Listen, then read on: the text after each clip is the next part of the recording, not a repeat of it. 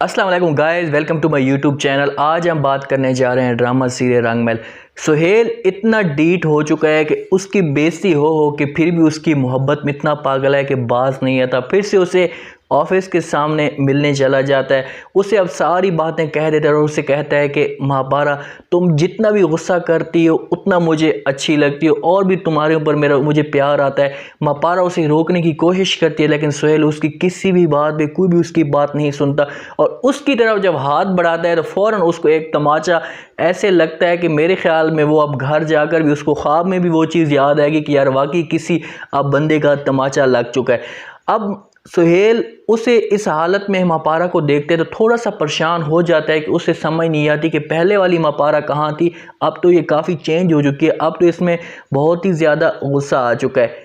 جیسے ہی سہیل تماچا لگا کر مہاپارا اسے مار کر جاتی ہے گھر، تو رئیس گھر میں بیٹھ ہوتے کافی زیادہ پریشان ہوتے اور اسے سمجھ نہیں آتی کہ مہاپارا ہمارے ساتھ ایسا کیوں کر رہی ہے۔ فضل صاحب بھی اس کے ساتھ بیٹھ ہوتا ہے، سامنے رئیس بیٹھ ہوتا ہے، دونوں آپس میں بیٹھ کر باتیں کر رہے ہوتے ہیں۔ رئیس فضل صاحب کو کہتا ہے کہ ابو جی ہمیں ایسا لگ رہا ہے کہ مہاپارا ہم سے بدلہ لے رہی ہے۔ تو فضل صاحب جیسے ہی یہ بات سنتے تو کافی حیران ہو جاتا ہے اور اسے یقین نہیں آتا۔ وہ تو سمجھ چکا تھا کہ مہاپارا مر چکی ہے کیونکہ اس کی جو بہو تھی اس نے سب کچھ بتا دیا تھا۔ وہ کہتے ہیں کہ کیا مہاپارا؟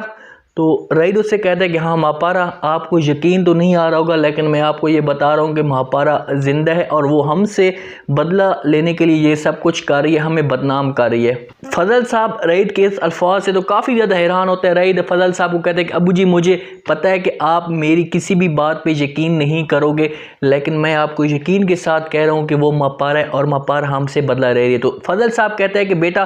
یقین کرنے کے لیے سب کچھ میں اپنی آنکھوں کے ساتھ دیکھنے کے لیے اس کے آفس میں جاؤں گا، اسے ملنا چاہتا ہوں۔ تو رئیس اس سے کہتے ہیں کہ بے شک آپ جا کر اس سے مل لیں، ہمیں کوئی کسی قسم کا کوئی بھی اعتراض نہیں ہے، لیکن اس سے ملنے سے پہلے اگر آپ اسے ملنا بھی نہیں چاہتے تو ہمارے پاس اس کے ثبوت ہیں اور وہی ہمارے لیے سب کچھ کر رہی ہے۔ تو فضل صاحب یہ بات بھی جب سنتا ہے تو کافی حیران ہوتا ہے۔ حاجرہ کو بہت ہی زیادہ غصہ ہوتا ہے سہیل کی اس حرکتوں سے کیونکہ سہیل اپنی حرکتوں سے باز نہیں آتا، حاجرہ کو کبھی ٹائم بھی نہیں دیتا، سارا دن روڈوں پہ بہر گزارتا ہے، مہاپارا کو ملنے کی کوشش کرتا ہے، مہاپارا کے آفس میں جا کر بیٹھتا ہے، پارک میں جا کر بیٹھتا ہے، مہاپارا کا انتظار کرتا ہے۔ تو جیسے سہیل گھر آتا ہے حاجرہ اسے دھمکی دیتی ہے اور اسے کہتی ہے کہ میں اب تمہارے سارے راز اب رئیس کو جا کر بتا دوں گی، اسے سب کچھ بتا دوں گی کہ تمہارے بھائی کا سارا قصور ہے، اس میں مہاپارا کا کسی قسم کا کوئی بھی قصور نہیں ہے، باز آ جاؤ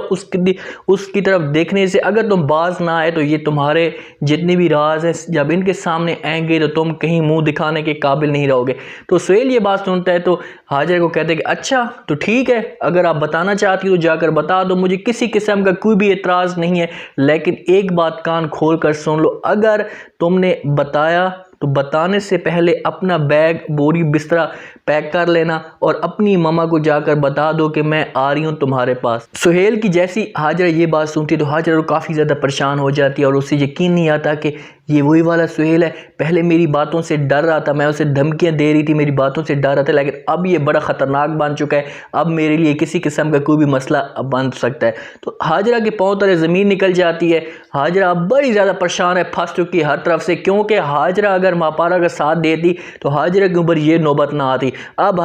حاجرہ دونوں طرف سے پھنس چکی ہے کیونکہ سہیل بھی اب اس طرف اسے پورا ٹائم نہیں دیتا، مہاپارا بھی اسے اب دھمکیاں دے رہی ہے کہ تمہارا ہسبینڈ میرے پاس آ رہا ہے، بہر لڑکیوں کے ساتھ رنگ رلیاں منا رہا ہے۔ حاجرہ اس کو بتائے گی کوئی بھی بات نہیں، لیکن دونوں آپس میں جب باتیں کر رہے ہوں گے تو وہاں پر شیلا میڈم ان کی باتیں بھی سن لے گی اور جا کر ہو سکتا ہے کہ اس طریقے سے آگے بات پھیل جائے۔ سارا والوں کی شادی کا ابھی بہت بڑا بیچ میں کمپٹیشن آ رہا ہے، مقابلہ آ رہا ہے، کیونکہ ان کی ہو سکتا ہے شادی بھی انکار کر دے سارا کی ماں، کیونکہ ان سے رئیس کے حالات دیکھ کر وہ کافی زیادہ پریشان ہو چکی ہے کہ یار یہ لڑکا کیا کر رہا ہے، بزنس بھی ان کا فلاپ ہو چکا سارا اور ان کے ریکارڈ بہت ہی زیادہ خراب ہے، تو اس وجہ سے ہم شادی سے بھی انکار کر دیں گے۔ تو امید ہے آج کا یہ ریویو بہت ہی زبردست اور آپ کو پسند آیا ہوگا۔